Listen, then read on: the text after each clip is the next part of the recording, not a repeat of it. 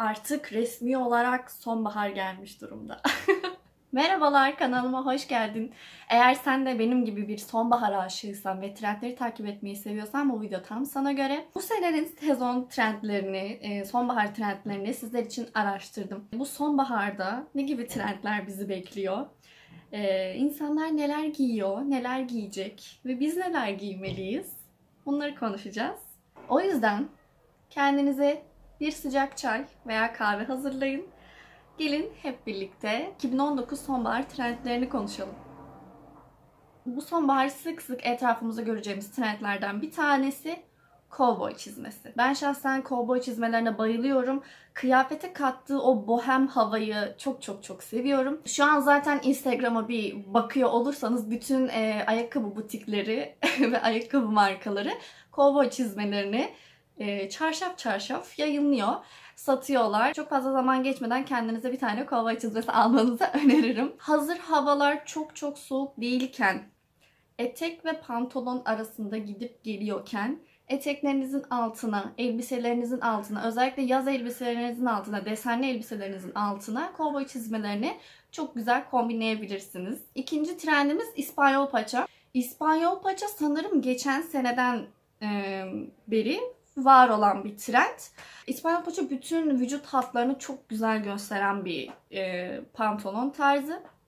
Özellikle daha çok kıvrımlı vücudunuz varsa ve bunu ortaya çıkarmak istiyorsanız tam size göre diyebilirim. Hem şu zamanlar hem de kışın çok güzel, çok kurtarıcı ve çok şık bir parça.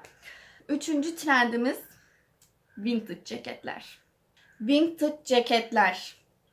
Genel olarak ceket, her türlü ceket tarzı aşırı moda haline geldi. Özellikle influencerlar ve modeller tarafından ceket sokağa öyle güzel bir şekilde yansıtıldı ki ben de günlük kıyafetimde ceketleri kullanmayı çok seviyorum. Fakat ceketlerde şöyle bir küçük bir püf nokta var. Slim fit değil de daha oversize bir ceketse kendi bedeninizi alabilirsiniz ama kendi bedeninizden bir ya da iki beden üst bedeni tercih ederseniz bu trende daha kolay uyum sağlayabilirsiniz. Bu ceket modası gittikçe fazla abartılmaya başlıyor. Güzel anlamda. Kesinlikle ceketlere karşı değilim. Artık şu anda baba ceketinin moda olduğu bir zamana geldik diyebilirim.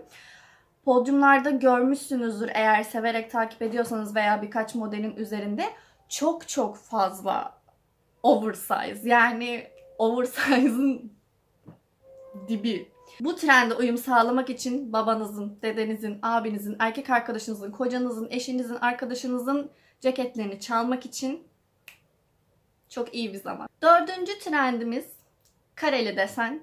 Bu sezon çok fazla göreceğimiz bir desen, özellikle pantolonlarda. Üstümüze tercih ediyorsak daha basit bir alt kullanarak, altımıza tercih ediyorsak daha basit bir üst kullanarak o dengeyi sağlayabiliriz. Beşinci trendimiz yine desenlerden gidiyoruz. Bu sefer hayvan desenleri. Bu yazdan itibaren fark ettiyseniz özellikle leopar çok fazla modaydı. Yazın da çok fazla modaydı. Şimdi leopar sonbaharda yerini korumaya devam edecek. Ben leopar severim. Hatta leopar tonları, toprak tonlarını çok severek kullanırım. Eskiden leopar çok cesur ve çok fazla fazla bir desendi. Çok fazla tercih edilen bir desen değildi. Ama şu anda artık dediğim gibi leopar her ortama, her okazyona hitap edebilecek bir şekilde gelişti. Eğer leopar çok fazla tercih etmem diyorsanız, hala leopara karşı kafanızda bir soru işareti varsa ve kendinizi yakın hissetmiyorsanız daha küçük parçalardan başlayabilirsiniz. Mesela hazır havalar soğuyorken şapka olarak kullanabilirsiniz, atkı olarak eldivenlerde kullanabilirsiniz. Ya da saç bandınızda, tokanızda vesaire bu şekilde kullanabilirsiniz. Dediğim gibi ama bu sezon çok fazla leopar pantolon, tight üst, kazak, ceket, ayakkabı, çizme, bunların hepsinde leopar deseni göreceksinizdir. O yüzden leopar sevmiyorsanız eğer kendinizi buna alıştırsanız diye dersiniz. Bir diğer trendimiz natural renkler. Geçen sene de yine aynı şekilde kahve tonları, bejler, kremler, beyazlar bunlar daha çok hakimdi. Bu yine yerini korumaya devam ediyor. Diğer trendimiz yine eğer Instagram'dan modellerimizi takip ediyorsanız minik çantalar. Ama çok küçük çantalar, çok moda. Bu sene çok fazla göreceksiniz. Bu çantaları her türlü mağazada görebilirsiniz. H&M'de, Zara'da, Pull&Bear'da ben çok fazla çeşitlerini gördüm.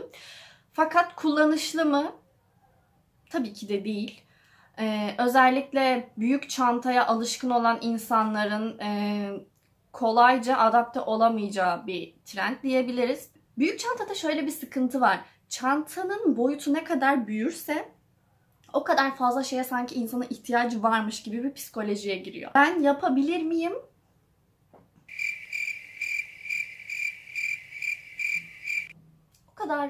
O kadar yapabileceğimi sanmıyorum. Çok minimal yaşam tarzına geçmek isteyenler için güzel bir trend. Denenebilir.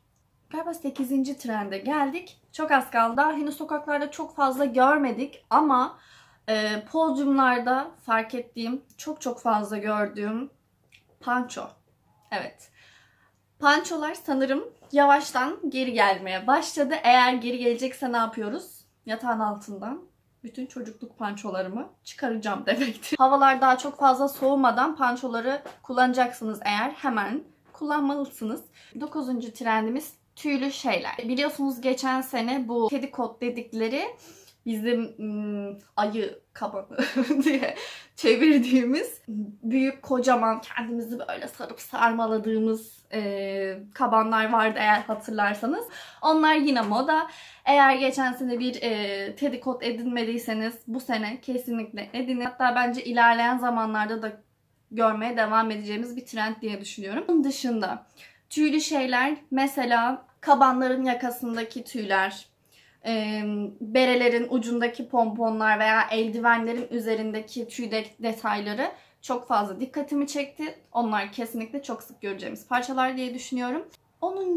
trendimiz ise uzun kabanlar. Geçen sene de kaban çok kullanıldı. Fakat bu sene kabanların boyları biraz daha uzamış. Kolunun boyları da biraz fazla uzamış. Diz altı değil, bayağı bilek hizasında. Ve kollar da dökümlü. Yani şu şekilde falan bayağı dökümlü.